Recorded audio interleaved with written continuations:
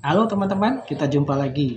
Dan pada kesempatan kali ini kita akan mengulas mengenai bagaimana mengurus PBB untuk pertama kali. Untuk pertama kali artinya adalah untuk mengurus PBB yang sebelumnya tidak dimiliki. Dan khusus video kali ini kita akan mengulas bagaimana caranya mengurus PBB untuk pertama kali bagi tanah yang sudah bersertifikat. Karena bagi tanah yang belum bersertifikat, ada prosedur dan syarat-syarat tersendiri. Nah, mungkin teman-teman sudah mengetahui bagi yang mereka yang sudah memiliki tanah dan bangunan, diwajibkan setiap tahun untuk membayarkan PBB atau pajak bumi dan bangunannya. Dan sebelum kita membayarkan PBB itu, biasanya pasti ya setiap tahun dikirimkan yang namanya SPPT dari pihak kelurahan, pihak desa atau Lembang atau sebutan lain ya yang sama dengan lurah atau desa. Nah, SPPT itu adalah singkatan dari surat pemberitahuan pajak terhutang.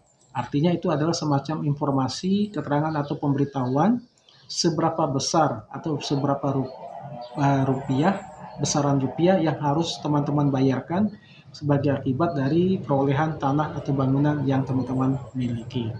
Nah, teman-teman harus ingat juga bahwa PBB ini sangat penting sekali, terutama bagi teman-teman yang berniat untuk menjual tanahnya. Karena PBB ini merupakan salah satu kelengkapan administrasi, dokumen yang sangat dibutuhkan untuk melakukan transaksi jual beli. Dan biasanya pihak PPAT yang akan melakukan pengikatan perjanjian jual beli memintakan fotokopi PBB ini untuk 3 tahun terakhir. Jadi bagi teman-teman yang belum memiliki PBB, segera urus PBB-nya. Dan juga bagi teman-teman yang akan berniat ya saat ini untuk membeli tanah, ada baiknya cek. Bahkan diharuskan untuk mengecek apakah ada kelengkapan administrasi berupa dokumen PBB-nya.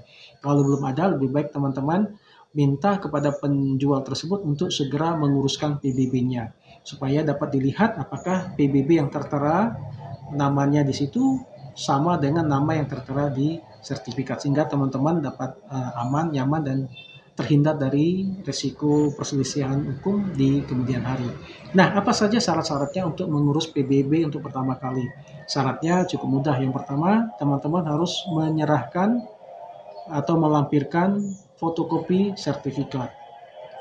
Kenapa? Karena ya pertama tadi, karena nama yang akan tertera di PBB itu sama dengan nama yang tertera di sertifikat tersebut.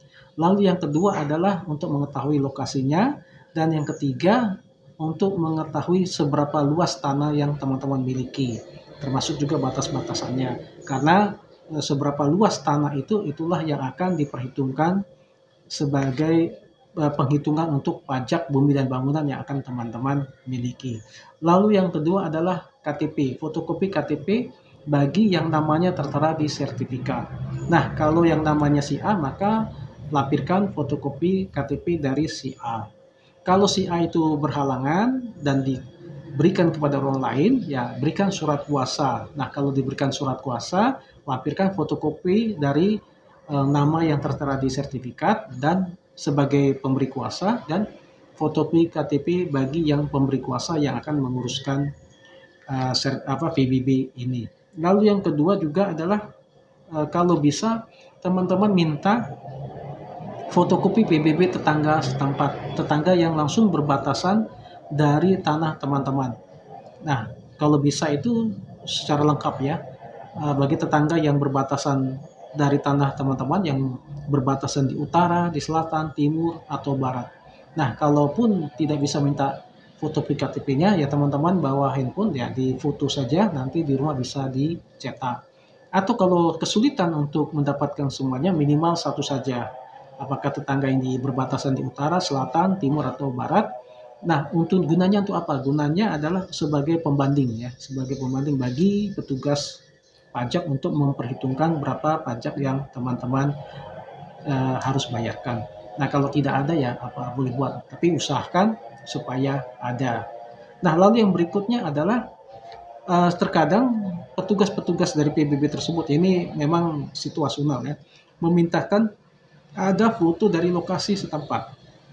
Tujuannya apa? Tujuannya adalah untuk melihat apakah tanah yang teman-teman miliki itu berupa tanah kosong atau tanah ada bangunannya. Karena biasanya pada saat teman-teman akan menguruskan PBB itu, petugas pajak itu akan bertanya, apakah tanah yang teman-teman miliki itu berupa tanah kosong ataukah ada bangunan di atasnya, dan bangunannya jenisnya apa dan lain sebagainya, terbuat dari apa. Nah, itu sangat menentukan seberapa besar PBB yang teman-teman miliki. Nah, biasanya juga walaupun ada foto daripada lokasi tersebut, nah biasanya juga petugas PBB tersebut akan mengecek langsung ke lokasi tanah tersebut untuk mengecek apakah data-data yang teman berikan atau foto-foto yang teman berikan itu sesuai dengan keadaan di lapangan. Nah, setelah syarat-syarat semuanya ini terpenuhi, teman-teman segera bawa ke kantor Dispenda atau kantor Badan Pengelolaan Kekayaan Aset Daerah. Sekarang ada yang sudah berganti nama dari Dispenda, Dinas Pendapatan Daerah, menjadi kantor Badan Pengelolaan Aset Daerah atau BPKAD di kabupaten kota di mana lokasi tanah itu berada. Nah, pada saat teman-teman mendatangi kantor Dispenda atau BPKAD itu, teman-teman tujukan ke atau tanyakan ke bagian PBB. Nah, setelah sampai di bagian atau loket daripada pengurusan PBB, teman-teman tanyakan bahwa teman-teman akan mengurus PBB untuk pertama kali karena sebelumnya tidak memiliki PBB. Nanti petugas daripada PBB pajak itu akan memberikan teman-teman sejumlah dokumen atau formulir untuk diisi. Nah, ada baiknya teman-teman jangan bawa ke rumah. Bila perlu teman-teman mengisi di tempat, karena itu sediakan alat tulis dan materai. Karena di situ akan dimintakan untuk ditempelkan materai.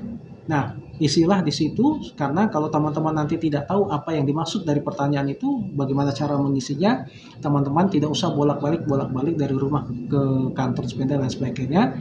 Silakan ditanyakan. Bahkan ada petugas yang cukup baik ya.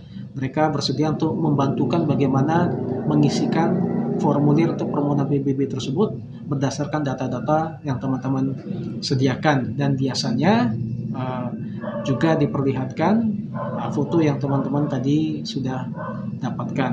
Nah, setelah diisi semuanya, nanti teman-teman tanda tangani, dan jangan lupa bahwa pada saat di formulir itu akan juga dilampirkan surat keterangan dari lurah atau desa atau lembang atau sebutan lain yang setara dengan lurah atau desa. Karena setelah diisi oleh lurah atau kepala desa setempat, nah teman-teman perhatikan, lalu nanti akan ditandatangani oleh lurah setempat. Jadi surat keterangan dari lurah itu harus diisi oleh pihak kelurahan dan ditandatangani oleh lurah. Nah, formulir yang tadi teman-teman isi juga itu harus ditandatangani dari lurah dan diketahui oleh camat. Nah, setelah semuanya sudah selesai, formulirnya teman-teman sudah isi, ada diberikan materai, sudah ditandatangani oleh teman-teman sebagai yang mengajukan permohonan, sudah ditandatangani oleh lurah, diketahui oleh camat, dan juga sudah sudah mendapatkan surat keterangan daripada kelurahan tadi. Teman-teman bawa semuanya untuk kembali ke kantor Dispenda. Nanti kantor Dispenda akan memproses semua data-data yang teman-teman sudah miliki dan formulir yang sudah diisi. Waktu untuk pembuatan PBBT ini tidak lama ya. Berdasarkan pengalaman kami itu 1 hari itu bahkan tidak sampai 1 jam PBB teman-teman sudah jadi. Dan biasanya ini juga teman-teman harus siapkan uang dari rumah. Karena pada saat akan dicetakkan PBB-nya, teman-teman sudah akan dimintakan uang, sejumlah uang untuk membayarkan PBB yang ada. Besarannya nanti berdasarkan perhitungan dari petugas pajak tersebut. Nah, itu saja syarat-syarat dan bagaimana prosedur untuk mengurus PBB untuk pertama kali. Mudah-mudahan video ini bermanfaat bagi teman-teman yang saat ini belum memiliki PBB bagi tanah dan bangunannya dan berencana untuk mengurus PBB.